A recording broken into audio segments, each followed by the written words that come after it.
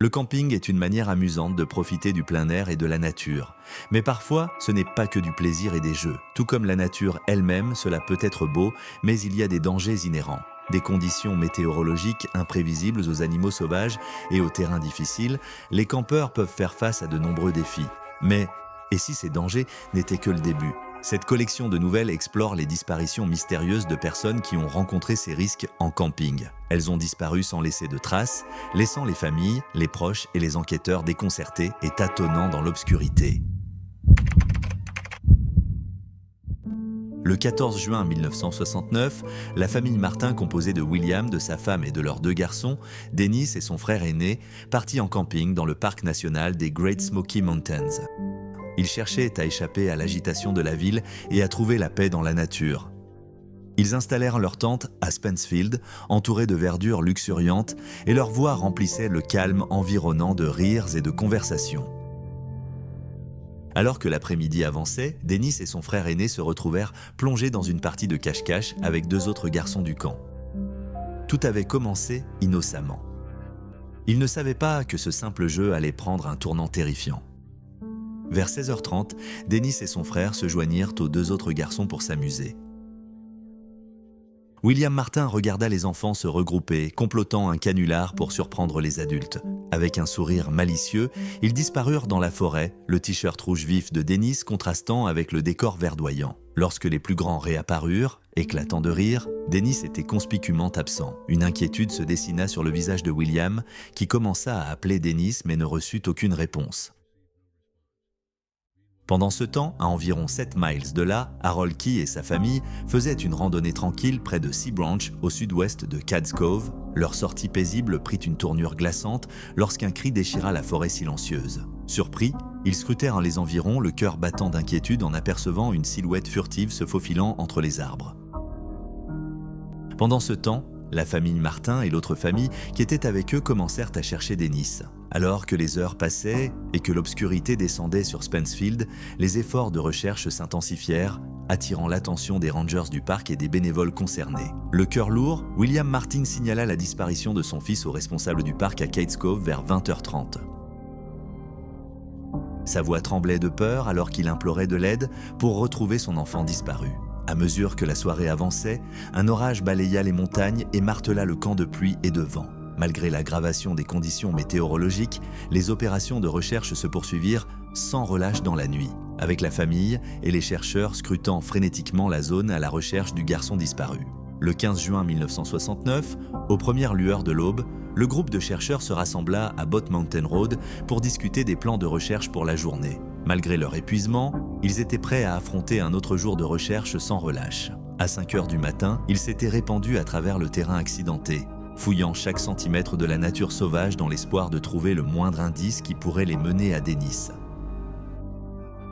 Au fil des heures, le groupe de recherche s'agrandit pour compter plus de 240 personnes. Parmi eux se trouvaient des scouts locaux, des rangers en formation et des volontaires concernés, tous unis dans leur mission de ramener Dennis chez lui. Dans les jours qui suivirent, l'espoir commença à s'effacer alors que Dennis restait introuvable, laissant son sort incertain et alimentant les spéculations. De fausses pistes et des observations fugaces n'ont fait qu'ajouter à la détresse ressentie par sa famille et la communauté. C'est à ce moment-là que diverses théories et spéculations entourant sa disparition ont commencé à surgir. 3 théories principales émergèrent concernant la disparition de Dennis. La première, considérée comme la plus probable par les responsables du parc, suggérait que Dennis s'était perdu et n'avait pas pu survivre dans la nature.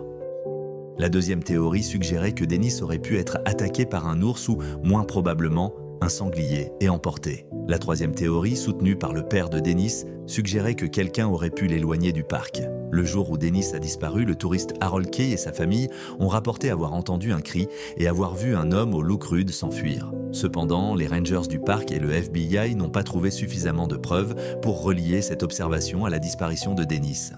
Au milieu des spéculations, la recherche de Dennis a continué. Le 3 juillet, le groupe de recherche a rencontré une odeur troublante de pourriture le long du West Prong, suscitant l'inquiétude parmi les membres. Malgré une enquête approfondie, la source de l'odeur est restée non identifiée, ajoutant aux complexités de la recherche.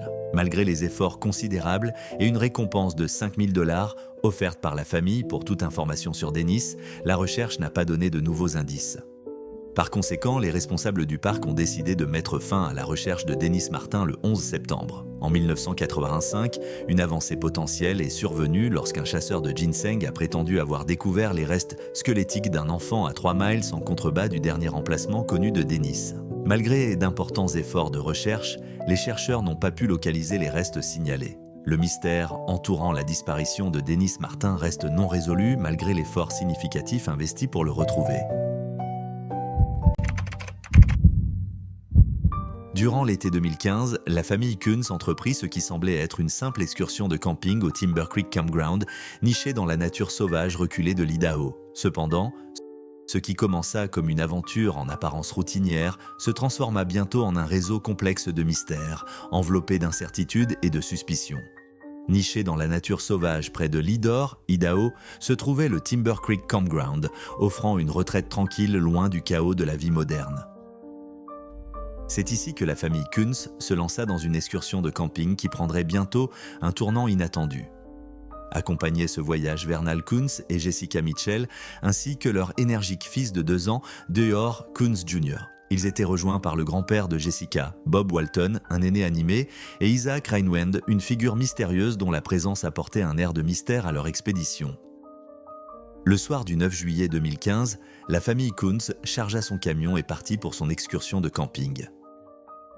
Ils rencontrèrent Bob Walton et Isaac Reinwand en chemin, traversant un terrain accidenté. Alors que le soleil se couchait, ils s'arrêtèrent pour prendre du diesel, essayèrent de dîner à Leadore mais n'y parvinrent pas, et finirent par acheter rapidement des collations dans une supérette avant d'arriver enfin au terrain de camping dans l'obscurité. Deor aida ses parents à installer le campement et à faire un feu avant que la famille ne se retire pour la nuit. Le lendemain matin, le groupe profita du temps libre au camping. C'est également à ce moment-là que Jessica demanda au grand-père, Walton, de veiller sur le fils de 2 ans pendant qu'elle et Vernal se promenaient dans le camping. Ce fut la dernière fois que Deor fut vu. Vers 14h, alors que Vernal et Jessica étaient partis pêcher avec Isaac, le couple se rendit compte que Deor était introuvable. La panique s'ensuivit alors que les campeurs fouillaient le terrain de camping dans une recherche frénétique de leur fils disparu. Vernal appela le 911 à 14h22, suivi de Jessica à 14h26, et le bureau du shérif reçut un appel à 14h28. Ce n'est qu'à 15h45, 16h, que l'équipe de recherche et de sauvetage arriva. Un effort de recherche immédiat sur le terrain de camping et dans la nature sauvage fut entrepris par la famille et les autorités, espérant trouver des indices sur le lieu de disparition du garçon. Pendant 2 semaines, des équipes fouillèrent méticuleusement la région, utilisant divers moyens tels que des VTT, des hélicoptères, des chevaux, des unités canines et des drones. Malgré leurs efforts épuisants, aucun signe de Deor ou même d'indice ne fut trouvé. Dans un tournant surprenant, le bureau du shérif du comté de Lemhi annonça en janvier 2016 que Vernal Kunz et Jessica Mitchell étaient désignés comme suspects dans la disparition de leur fils. La révélation survint au milieu d'incohérences croissantes dans les récits fournis par le couple. Selon l'enquêteur privé Philip Klein, engagé par la famille pour aider à l'enquête, Vernal et Jessica ont passé plusieurs tests polygraphiques donnant des résultats troublants. Vernal aurait échoué à 5 tests polygraphiques, tandis que Jessica aurait échoué à 4. Ces échecs ont soulevé de sérieux doutes quant à la véracité de leurs déclarations concernant les événements ayant conduit à la disparition de Deor. Plusieurs théories ont émergé concernant le sort de l'enfant disparu. Klein a exprimé ses soupçons selon lesquels Deor aurait pu être victime d'un acte répréhensible, qu'il s'agisse d'un accident ou d'une intention. Klein a même allégué que Jessica détenait des informations vitales sur le lieu où se trouvait Deor, mais a choisi de les garder cachées, rendant ainsi presque impossible la résolution de l'affaire. Suspicion supplémentaire, lorsque le couple fut confronté à une expulsion pour loyers impayés en 2016, certains de leurs biens abandonnés semblaient être liés à leur enfant disparu, y compris la veste de camouflage de Deor qu'il aurait portée au moment de sa disparition. Malgré ces détails préoccupants, le mystère entourant la disparition de Deor Kunz Jr. reste non résolu. Aucune arrestation ou accusation n'a été prononcée dans le cadre de l'affaire. Vernal Kunz et Jessica Mitchell se sont séparés en 2016, Mitchell se remariant par la suite. Les 2 individus continuent de clamer leur innocence, niant toute implication dans la disparition de Deor et affirmant leur ignorance quant à son lieu où il se trouve. Pendant le week-end de la fête du travail de 1975, la famille Newton de Manchester, dans le Maine, passait des vacances au Nathanis Point Campground, au cœur des profondeurs de la municipalité de Chain of Ponds, plus proche de la frontière canadienne. C'était un campement de routine, et personne ne s'attendait à ce qu'il soit le prélude à l'une des plus grandes opérations de recherche et de sauvetage que l'État du Maine ait jamais vues. Le matin du 1er septembre 1975, Ron Newton partit chercher du bois de chauffage. Il sauta dans sa camionnette et se dirigea vers le nord sur l'une des plusieurs routes de terre qui bifurquaient autour des emplacements de camping. Kurt, détestant voir son père partir ne serait-ce qu'un instant, prit son tricycle et se dirigea vers le haut de la route de terre après lui. Bientôt, il perdit de vue le camion, mais il continua à pédaler. Une jeune femme d'un campement adjacent, Lou Ellen Hanson, âgée de 13 ans, vit le petit garçon pédaler furieusement sur la route et l'appela. Jack Hanson, le gardien de camping et père de Lou Ellen, qui avait été le dernier à voir Kurt Newton vivant, roula le long de la même route de terre peu de temps après que Kurt eut pris la fuite. Il vit le tricycle abandonné près de la décharge, un endroit où les déchets étaient entassés à la fin de la route. Supposant qu'il devait avoir été abandonné, il le jeta sur le tas d'ordures. Pendant ce temps, de retour à leur emplacement de camping, Jill Newton avait perdu de vue son petit garçon alors qu'elle lavait la boue des baskets du gamin. Elle demanda à quelques campeurs voisins s'il avait vu Kurt sur son vélo, et alors qu'elle discutait avec eux, Ron revint. Kurt n'était pas avec lui, il ne l'avait jamais été. Lorsque le couple rencontra Jack Hanson et lui demanda s'il avait vu leur petit garçon et son tricycle rouge, la réaction du gardien du parc leur donna un horrible pressentiment. Jack avait vu le tricycle, oui, mais aucune trace du garçon. Il les emmena à la décharge et là se trouvait le tricycle abandonné. Kurt était introuvable. La recherche de Kurt commença avec les premiers efforts de la famille Newton et d'autres campeurs, ce qui conduisit à la plus grande opération de recherche organisée de l'histoire du Maine. Le garde-chasse local utilisa un hélicoptère équipé d'un haut-parleur dans l'espoir de localiser Kurt dans les bois. Pendant la recherche, Jill, entendant des bénévoles discuter des avions spécialisés utilisés au Vietnam, demanda des avions similaires pour la recherche. Ces avions, capables de détecter les variations de chaleur depuis de grandes hauteurs, furent jugés essentiels. L'État organisa rapidement l'envoi d'un avion depuis la Floride, renforçant les efforts de recherche. Pendant plusieurs jours, l'hélicoptère continuait à tourner au-dessus tandis que Jill Newton et quelques amis s'aventuraient dans les bois. Près du dernier emplacement connu de Kurt, ils découvrirent un grand trou ressemblant à un endroit de cachette adapté aux enfants. Jill commença à creuser avec d'autres qui se joignirent à elle, mais il n'y avait aucune trace de Kurt. Le vendredi 12 septembre, la recherche prit fin. Plus de 3000 volontaires avaient parcouru les bois à la recherche de Kurt en plus de 10 jours depuis qu'il avait pris la fuite sur son tricycle. Bien que les efforts aient été épuisants, les plus grands que l'État ait jamais connus, ils ne donnèrent que rien. Les gens commencèrent à spéculer sur ce qui aurait pu se passer. La police pensait que Kurt avait pu se perdre en essayant de retrouver son chemin vers le campement et finir par aller dans la mauvaise direction. Avec des températures descendant en dessous de zéro la nuit, on craignait que Kurt ne puisse survivre sans abri approprié. D'un autre côté, les parents de Kurt pensaient qu'il aurait pu être kidnappé et emmené de l'autre côté de la frontière canadienne, au Québec. Pour explorer cette possibilité, ils placardèrent des affiches de recherche d'enfants disparus au Québec, surtout en français, espérant toucher quiconque aurait pu l'avoir vu. Mais malgré leurs efforts, ils ne trouvèrent aucun indice solide ni aucune réponse. La disparition de Kurt Newton, le garçon aux cheveux blonds qui a disparu dans les bois, reste l'un des mystères non résolus les plus troublants du Maine. Le 20 août 2004, ce qui semblait être une banale sortie en camping familial se transforma en un mystère glaçant qui continue de dérouter les enquêteurs à ce jour. Garrett Bardsley, un garçon de 12 ans originaire de l'Utah, pêchait avec son père au lac Quiberon lorsqu'il décida de retourner à leur camp pour changer de vêtements. Malgré le campement n'étant qu'à 250 pieds du lac, Garrett n'y est jamais retourné et n'a plus jamais été revu depuis. Garrett et son père faisaient partie d'un groupe plus important composé de 18 autres scouts et de 6 ou 7 adultes.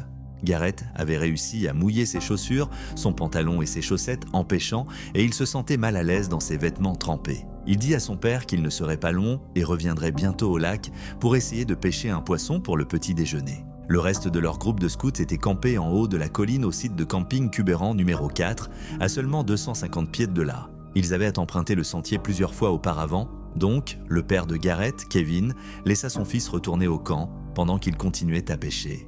Curieusement, après 20 minutes, il n'y avait aucun signe que Garrett soit revenu au lac. Cela fit grandir l'inquiétude de Kevin sur ce qui prenait à son fils tant de temps pour revenir. Il retourna au camp pour voir ce qui s'était passé, pour découvrir que Garrett n'était pas trouvable dans la cabine. Aucun des autres scouts ne l'avait vu au camp non plus. Paniqué et confus, Kevin donna l'alerte et informa les autres personnes présentes sur le site de camping ainsi que les autorités. Cela déclencha une vaste opération de recherche impliquant des centaines de chercheurs officiels et non officiels. Les chercheurs ont fouillé la région à pied, à cheval et avec l'aide de chiens spécialement formés pour trouver la moindre trace de Garrett. La recherche a continué dans la nuit du dimanche 21 août dans l'espoir de retrouver le garçon disparu vivant et en bonne santé. Cependant, au fil des jours, ces espoirs se sont estompés et la recherche est devenue sombre.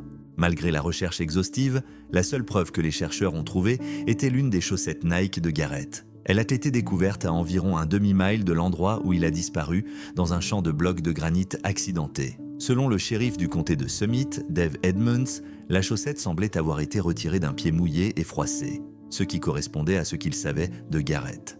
Après 9 jours, la recherche officielle de Garrett a été interrompue. Cependant, la famille, de nombreux amis dévoués et des volontaires ont continué la recherche après la fin de la recherche officielle, retournant au moins 2 fois par semaine jusqu'en octobre. Après l'hiver 2004, d'autres recherches ont été effectuées mais n'ont donné aucun résultat. L'affaire a été présentée dans divers médias en raison de sa nature curieuse et intrigante. Jusqu'à aujourd'hui, l'histoire de Garrett continue de sensibiliser à la question des enfants disparus et à l'importance de les protéger. Nous ne saurons peut-être jamais ce qui est arrivé à Garrett, mais sa disparition a engendré des dizaines de théories du complot. Certains spéculent qu'il a été attaqué par un animal sauvage, peut-être un lion de montagne ou un ours. D'autres pensent qu'un inconnu ou un proche de la famille a pu enlever Garrett. Certains suggèrent même qu'il aurait pu tomber ou être blessé dans un accident en explorant la région et n'aurait pas pu obtenir d'aide. Cependant, aucune preuve n'existe pour étayer l'une de ces théories. La mystérieuse disparition de Garrett Bardsley reste un cas non résolu qui continue de dérouter les enquêteurs. Avec les années qui passent, le mystère s'approfondit, laissant plus de questions que de réponses.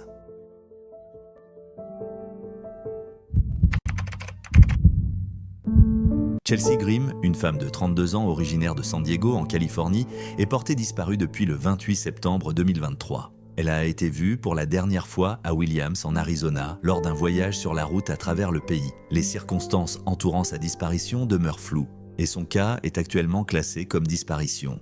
Grimm a entamé son voyage le 24 septembre 2023 dans l'intention d'assister à un mariage dans le Connecticut. Elle était accompagnée de son dragon barbu domestique, Rose ou Roxy. À l'origine, elle prévoyait de prendre l'avion pour se rendre au mariage, mais le refus des compagnies aériennes d'accepter son animal de compagnie l'a amenée à décider de conduire plus tôt. Le 27 septembre, Grimm est arrivée à Phoenix, en Arizona, où elle a retrouvé sa sœur et une amie. Le lendemain, elle a annulé des plans de déjeuner avec la même amie. Plus tard dans la journée, elle a été vue dans un motel à Seligman essayant de réserver une chambre. Des témoins l'ont décrite comme désorientée lorsqu'elle a essayé de payer avec des euros au lieu de la monnaie américaine. Grimm a contacté ses parents depuis le motel, leur annonçant qu'elle ne pourrait pas se rendre au mariage dans le Connecticut en raison du voyage prenant plus de temps que prévu. Elle a exprimé son intention de camper à proximité pendant quelques jours avant de retourner en Californie. Le 28 septembre, un agent de police a trouvé le véhicule de Grimm garé près d'un mémorial de guerre dans le comté de Williams en Arizona. Elle a expliqué à l'officier qu'elle était devenue émotionnelle après avoir pris des photos pour un projet sur un soldat disparu et ne voulait pas conduire en étant contrariée. L'officier lui a suggéré quelques endroits sûrs pour camper, notamment le Love's Truck Stop près d'une station-service. Le 30 septembre, un bûcheron a aperçu Grimm près de Ashfork, en Arizona, où elle campait dans sa voiture. Elle ne semblait pas en détresse ni avoir besoin d'aide. Depuis lors, il n'y a eu aucun contact de la part de Grimm. Le 3 octobre, des chasseurs ont trouvé le SUV blanc de Grimm, un Ford Escape 2019, abandonné au milieu de la Forest Service Road 6 dans la forêt nationale de Kaibab, au nord-est de Ashfork, en Arizona. Le véhicule avait 2 pneus crevés. Le lendemain, les parents de Grimm ont déposé un rapport de personnes disparues auprès du département de police de Phoenix lorsqu'ils n'ont pas pu la joindre. Le portefeuille, le téléphone portable, le sac de couchage et le dragon barbu de Grimm manquaient, mais certains vêtements et un appareil photo ont été laissés dans sa voiture. La voiture était verrouillée et ne montrait aucun signe de lutte. Aucune activité n'a été enregistrée sur les relevés téléphoniques, le compte bancaire ou les réseaux sociaux de Grimm depuis sa disparition. La police n'a trouvé aucune preuve de jeu déloyal dans la disparition de Grimm. L'affaire semble être dans une impasse sans nouvelles pistes. Malgré l'absence de preuves de lutte, de nombreuses personnes ont partagé leurs réflexions et théories sur la disparition mystérieuse de Chelsea. Certains pensent que Chelsea Grim était en crise de santé mentale en raison de son état troublé et confus car, en tant que photographe, elle n'aurait pas laissé son appareil photo dans la voiture lorsqu'elle est partie. D'autres pensent qu'elle aurait pu rencontrer quelqu'un et qu'il y avait une possibilité qu'elle ait été enlevée, probablement la raison des billets en euros au lieu des billets en dollars lorsqu'elle a essayé de payer. Alors que d'autres pensent que l'affaire est simplement comme beaucoup d'autres, ses pneus ont été dégonflés et des hors-la-loi ont utilisé cela comme une occasion de la voler ou de l'enlever. En réponse à ces théories, la famille Grimm a pris les choses en main en engageant un détective privé pour aider la police dans la recherche, mais jusqu'à présent, ces efforts ont été infructueux. Le mystère de la disparition de Chelsea Grimm continue de dérouter tout le monde impliqué. Alors que l'enquête se poursuit, sa famille et ses amis gardent l'espoir de son retour sain et sauf.